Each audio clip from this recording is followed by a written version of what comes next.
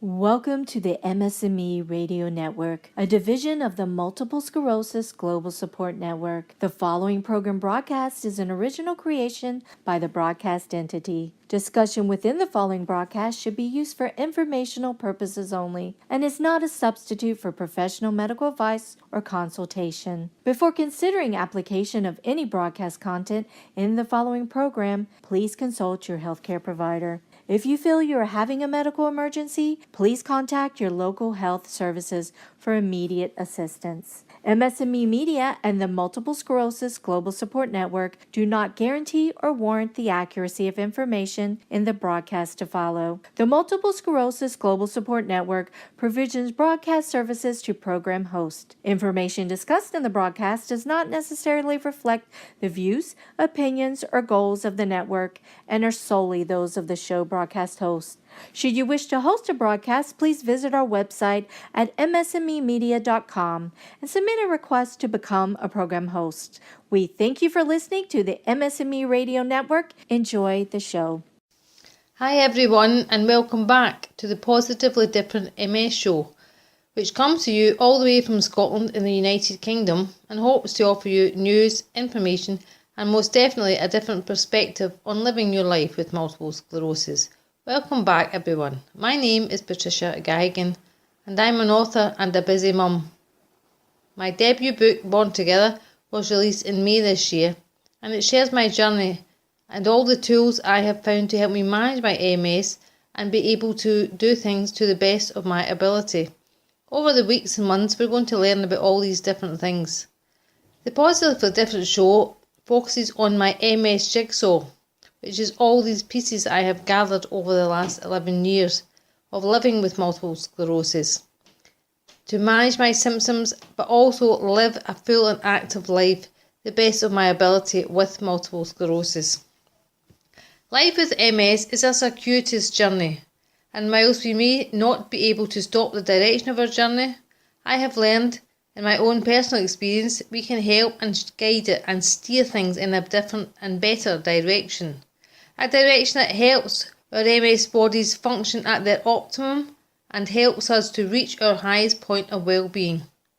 This same direction can help us to achieve things and still plan for our future despite the fact we've been diagnosed with this chronic condition.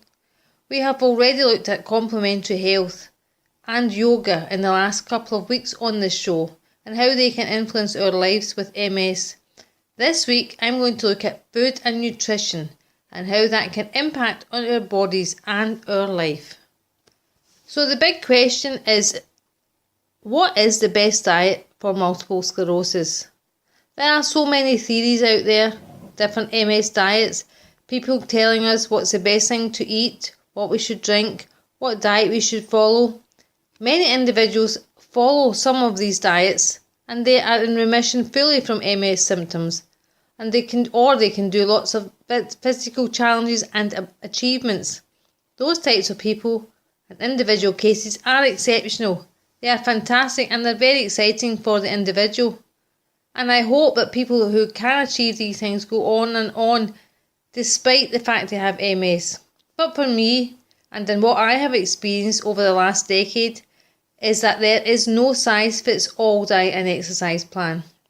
We are all different and the course of our MS is different.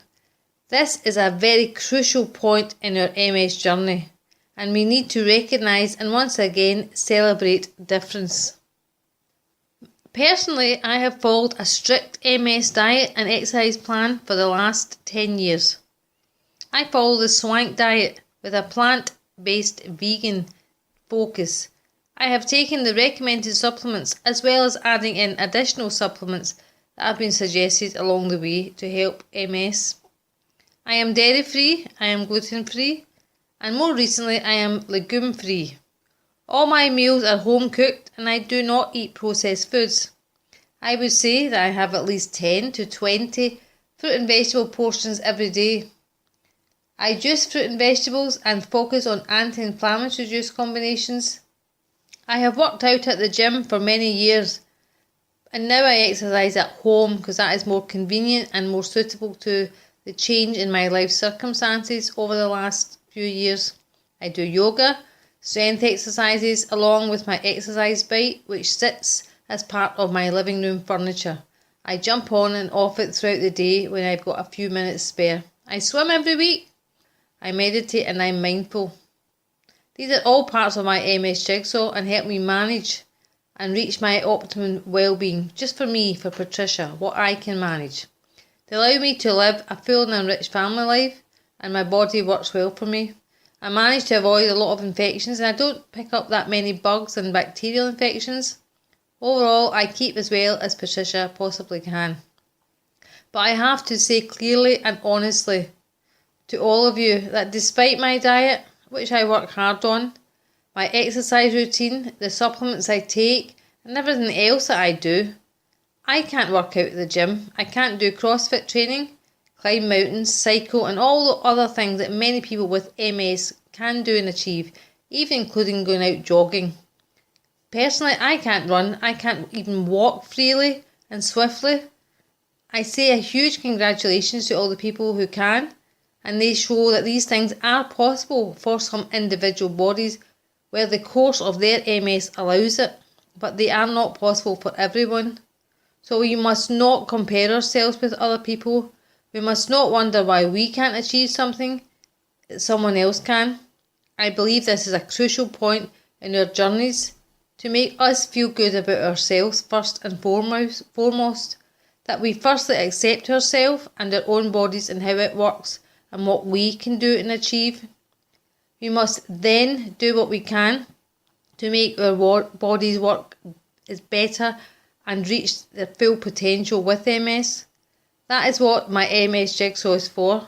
But we must recognise that we are all individuals and there is no size fits all. We need to embrace and accept this. We need to embrace and accept ourselves. We need to nourish and love ourselves and our bodies and celebrate what we can do and what we can achieve as individuals, not comparing ourselves to other people. I achieve very well in my MS world, but we need to remember that it is our own world and not to compare and contrast ourselves with other people. I have not had any major relapses in my journey.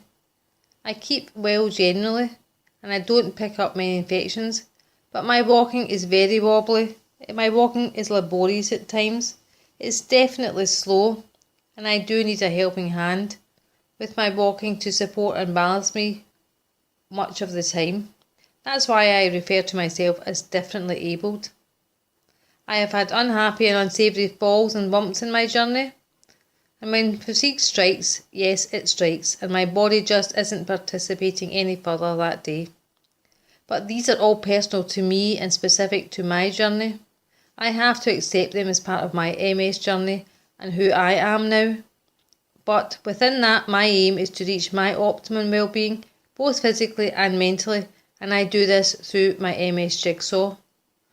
But remember, what works for one person is different for what works for another person, and you need to take time, you need to allow yourself time, and you need to think about yourself and look after yourself to work out what is best for you.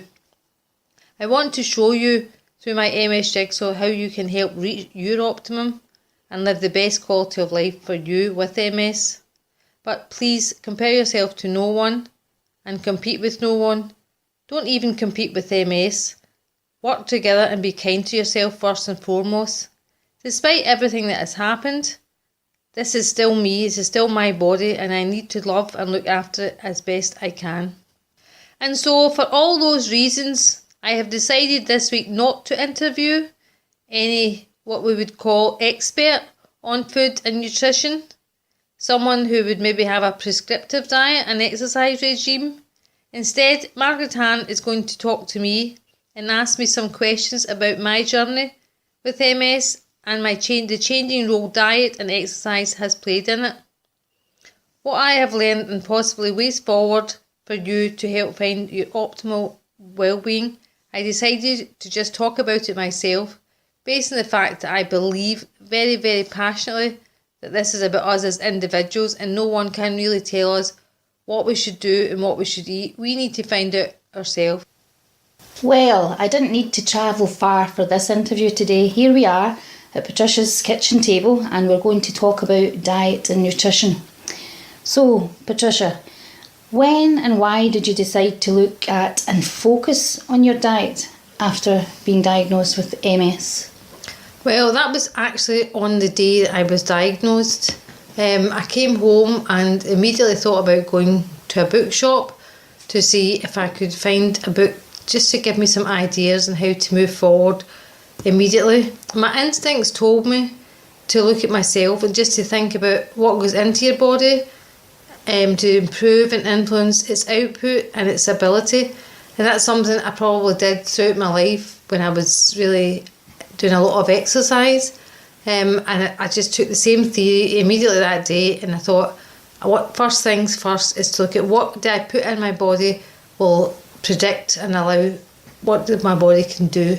And I went straight to the shop and I bought the self-help book by Judy Graham, and then within a few days I had ordered the MS diet book by Dr. Roy Swank. And by the time it had arrived and I had read both books, and I was just taking notes constantly and building up a sort of picture of things that would be good for me, not so good for me. So right away, based on the fact that it would give me some control back. Okay, and taking control, what changes did you make to your diet and how have these changes varied over the years? Well, I suppose the very first change I made was from taking from the Swank diet, and that was going straight to a very low saturated diet. And that has been maintained over the 11 years. Other things have fluctuated and there's been movement and give and take, but I have constantly stuck to a low fat diet from as soon as I found out that this was something that could influence the pattern or the path of multiple sclerosis and influence how I could use my body and how well it would work. Since then, I have been dairy free. I do sometimes fall off the wagon with this, take a little bit of cheese, but after a few days I start to notice a difference and then go back to being dairy free again. I'm also gluten free. Again, this is something that has fluctuated over the years, but I would say now for almost the last year I've been completely gluten free, and it's something I will now stick with. I did find out that after having a reaction that I reacted to legumes, so I am legume free too. So there is a reduction in the choice of foods that I can take, but I was a vegetarian before I was diagnosed with multiple sclerosis. So I am vegetarian, so it's a very plant-based diet with a lot of fruit and vegetables that I take and try and make it as balanced as possible. I use a lot of gluten-free grains and make a lot of stews and casseroles and dishes like that, which are very nutritious. They're quite easy to make, but it is, again, you do need to have the time to make them, and that can sometimes be difficult. But my main thing is definitely the low fat saturated, lots and lots of fruit and vegetables as much as possible. I take a lot of anti-inflammatory drinks, juices in the morning. Margaret Ann, who is talking to me, makes them for me as many mornings as possible.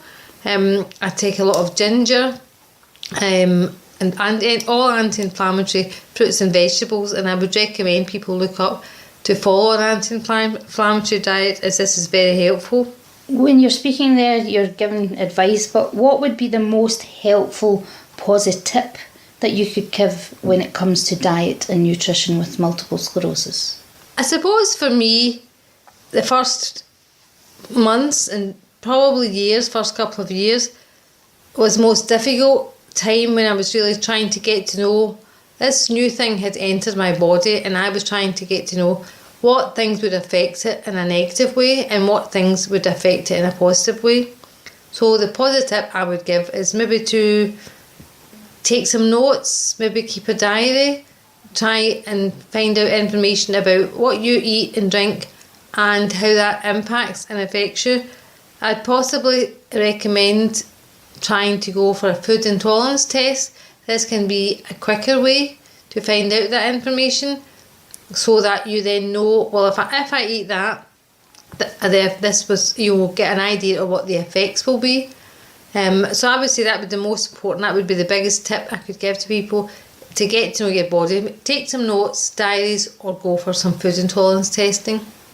So are there any other positive tips when it comes to diet? Well, I would say that, like everything else with multiple sclerosis, planning and organising is key, and planning and organising your food really helps. If you do stray, then try and stray and do it wisely, so you know what the consequences will be and how long they'll be for, and try and keep it as short-lived as possible. For me, I try to cook in bulk and freeze it, but I do recognise very much so that you're not always in the mood to cook and you don't always have the time, which is very much something I find I'm restricted with, is having the time.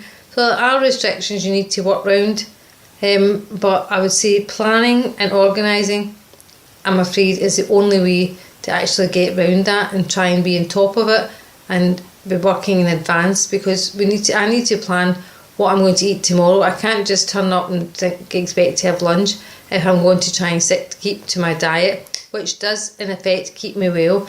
And there is no fast and easy way around that. It's about planning and being organised. Are there any helpful or good resources that you could use when planning and following a good diet for MS? Well, as I had mentioned at the beginning of this chat, Margaret Ann, that I follow the Swank diet. So there is the actual book by Dr. Roy Swank, the Multiple Sclerosis Diet book, and I did read that, and I still refer to it and dip in and out of it at different times in my journey. I would also suggest, for me, looking up and following an anti-inflammatory diet, just finding out about the different fruits and vegetables that are anti-inflammatory and seeing how, in what ways you can naturally introduce them and integrate them into your diet. And again, like I said, the planning and preparation, but that's the resources I use, is the Swank diet and anti-inflammatory information, which I have got from Dr. Wheels. I think it's Weils, Dr. Wheels. He is American, so I'm sure a lot of listeners hopefully will have heard of him. But through his website, there's a lot of information on the anti-inflammatory diet. Can you describe the diet you follow just now? As I mentioned earlier, I follow the low-fat saturated diet, and I'm vegetarian, and it's a vegan plant-based diet that I follow. So I would use a lot of grains and a lot of fruits and vegetables. I start my day as often as possible with an anti-inflammatory juice, which is mostly green vegetables, with lots of ginger thrown in. On a good day, I would try and have one of them later on as well, but it's not always easy to organise that, and I'm very, very, very lucky that you, Margaret Ann, sitting here with me, do put a lot of effort and time into making me those juices. I'm very grateful for that, and it really helps me because there is so much to do in this journey. So can you tell us why you follow these dietary changes and what you think they do for you? Well, for me, really, that's quite straightforward. Undoubtedly, they lead my journey with MS. If I eat good food and a good diet, then I am much more able and I feel much better within myself. And the reverse of that is that if I don't eat very well, then I don't feel so good and I can't exercise and I can't manage as much. So it's really, really important to me to keep focused and to stick to my diet as much as I possibly can. If I do fall off the wagon, this is mainly due to not having enough time to cook, not having the energy, and other things going on in life, but my ability does decrease, so it's a swift reminder to get back on and get focused again. Well, as ever, it's always a pleasure being at your kitchen table, Patricia, so thank you so much for all your tips and your advice there. So, what is the answer to the question, what is the best diet for multiple sclerosis? I think after everything we've talked about, this can only really be answered by each individual, as we all monitor ourselves, what we eat, what we consume, and how we respond to it. and the effects it has on our body and our MS symptoms. Yes, of course, a balanced, varied and healthy diet is good for everyone, but beyond that, we are all individuals and we have to find out how our body works best. I'll give you an example that's close to this subject. Some people say no alcohol at all when you have multiple sclerosis. Some others would say you can have small amounts safely, it's okay with MS, but almost everyone suggests that red wine is the best drink to have if you are going to have an alcoholic drink. I live my life well and I do enjoy a glass of wine at the end of the week or certainly during a celebration. It is very controlled and only at certain times. I followed guidance for many years and I would only have red wine. I always felt fatigue afterwards, but I just reckoned that was all part of the course with MS. Then, by absolute chance, at a birthday celebration one day, I had a glass of Prosecco.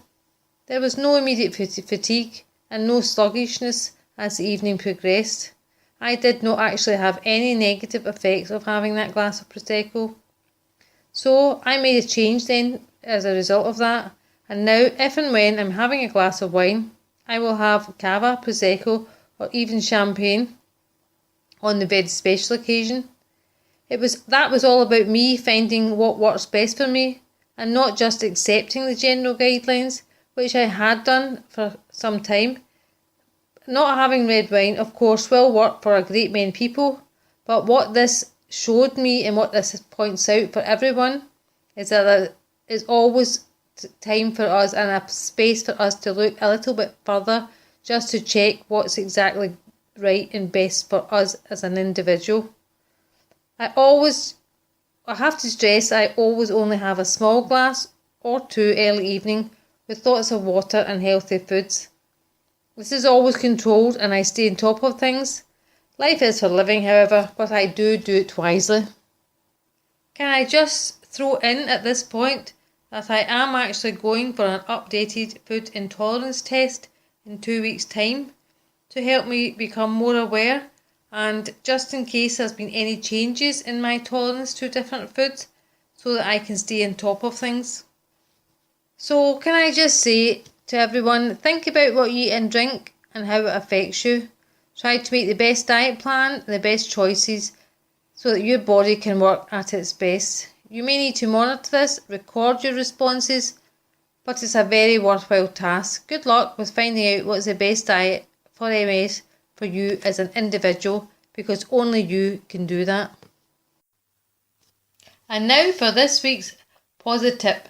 It is a big and important one, yet very simple. It is to try to think positively. When something happens, instead of just reacting or jumping straight to negative thought patterns and explanations, try to stop and take a few moments just to think. First of all, it has happened, and so there is no point reacting, no point being negative or criticising. Think slowly about what has happened and how you can possibly make the best of it. Actively look for the positives. You might not see them at first, you might not even want to see them, but keep on looking and searching, and you will find something positive that you can focus on. From that one positive aspect, you can start to let positivity grow roots in your life. You need to repeat this thought process in order to find a pattern and to establish a habit of positivity. Believe me, this will start to change you and to change your life. Let looking for a positive reason, a positive outcome, become a habit. I do it with my 11-year-old son. If there's a negative experience at school or at soccer club or at home, we sit together and have to find 9 more positives about the same day and about the same experience in order to start to feel better about things again. Over time, this has become a habit, and it puts negativity into a sliding scale where it is going down the way, and it puts it into perspective. We cannot change something once it has happened, but we certainly can change how we think about it and how we respond to it. That in turn will change your life, and it will change how you feel about your life. So please do try to remember today's positive tip is just very simple to try to think positively. Start somewhere and try to repeat it as often as you can until it becomes a habit. To put this positive tip into some context, I'll give you an example. When you have MS, like myself, some people can think they are helping you, and I have had people touch my arm to help me move, or try to manoeuvre me into a position, close the door behind me, speak to my husband and ask him questions about me instead of myself. And I find all of this really negative. I find it really upsetting and very undermining.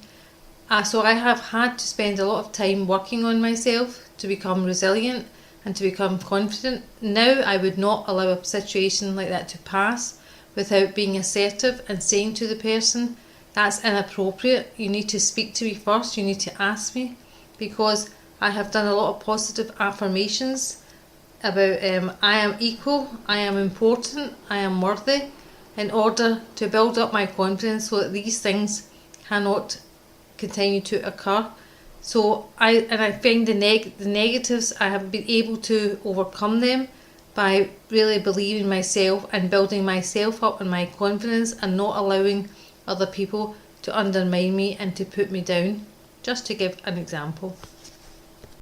And before we close this week's show, I'd like to introduce next week's guest and next week's subject. Our guest is Chong Soo Lee, a physiotherapist here in Edinburgh. And we're going to talk about RoboPhysio. This is something Chong Soo has developed from a physiotherapy manual technique that he uses.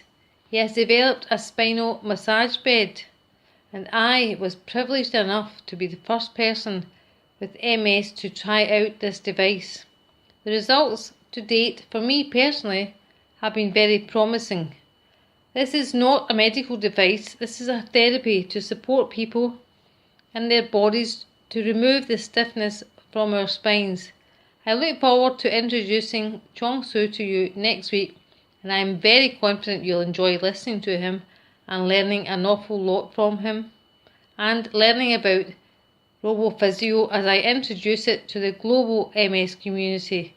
We know a good bit about it here in Scotland, and it will be great to just spread this a little bit further and see if it's something that could possibly help you in your journey with MS.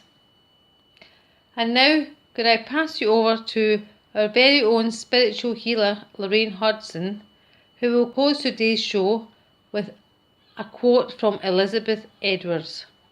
She stood in the storm, and when the wind did not blow her away, she adjusted her sails. So thanks for listening, everyone, and until next week again, I send you positive thoughts always, and remember, together we can find a way.com.